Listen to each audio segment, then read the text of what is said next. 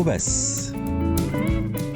تعالوا نحكي حكاية مينا. مينا شاب صغير، أهله دايما بيتخانقوا، البيت كله توتر، مفيش حضن دافي، مفيش حد يسمعه. يوم ورا يوم بدأ يدور على حاجة تهربه من الواقع لحد ما لقى. في الأول كانت مرة وخلاص، لكن بعدها بقت إدمان يومي. مينا بدأ يحس بالذنب، حاول يبطل بس كل مرة كان بيرجع تاني. بقى حاسس إنه أسير في سجن صنعه بإيده. الإباحية مش حاجة عادية، ده خطر حقيقي. بتعمل ايه؟ بتموت الحب الحقيقي، بتعلم مخك ان المتعة لحظية وان العلاقات الحقيقية ملهاش قيمة. الإباحية بتدمر علاقتك بربنا، بتحس بالذنب والخجل، فبتبعد عن الصلاة وعن التوبة وعن كل حاجة حقيقية. الإباحية بتضيع مستقبلك، مع الوقت بتأثر على تركيزك، على إنتاجيتك، وبتخليك أقل ثقة بنفسك.